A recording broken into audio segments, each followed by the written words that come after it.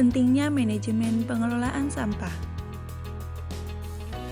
Tahukah kamu, berdasarkan data Kementerian Lingkungan Hidup dan Kehutanan (KLHK), pada tahun 2020, Indonesia menghasilkan 67,8 ton sampah.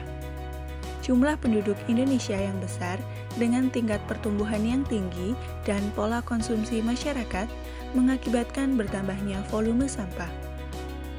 Bila tidak ditangani dengan baik, akan menyebabkan timbulan sampah dan pada akhirnya akan mencemari lingkungan.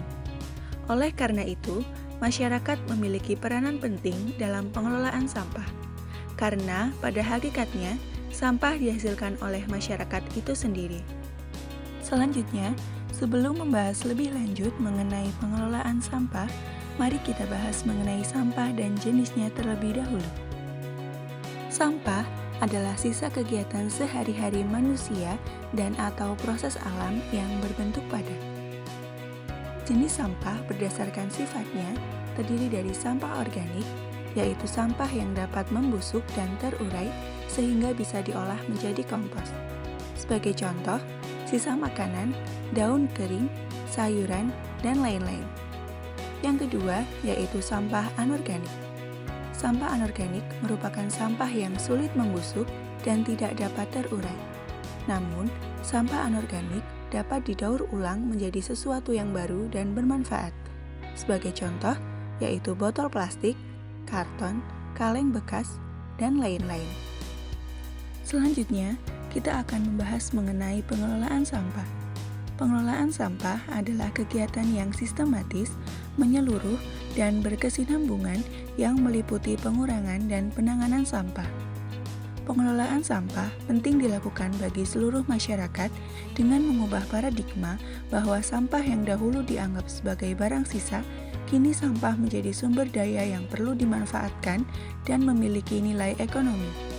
Sudah saatnya kita sebagai penghasil sampah turut membantu, bahkan ikut bertanggung jawab minimal mengurus sampah sendiri. Selanjutnya, terdapat 4 prinsip yang dapat digunakan untuk menangani masalah pengelolaan dan pemanfaatan sampah yang selanjutnya dikenal dengan prinsip 4R.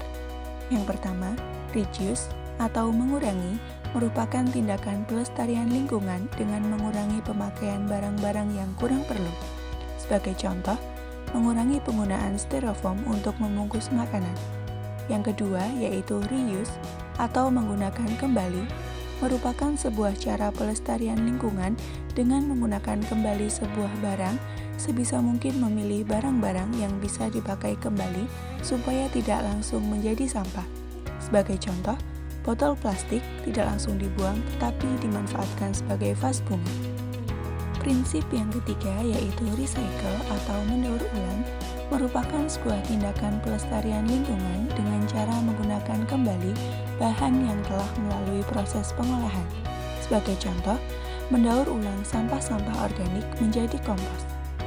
Yang keempat yaitu replace atau mengganti merupakan sebuah tindakan pelestarian lingkungan dengan cara mengganti barang-barang yang hanya bisa dipakai sekali dengan barang yang lebih tahan lama atau barang yang lebih ramah lingkungan. Sebagai contoh, mengganti tas kresek dengan tas belanja yang awet atau bisa digunakan untuk belanja berulang kali. Dan juga, jangan lupa memisahkan sampah organik dan anorganik ya.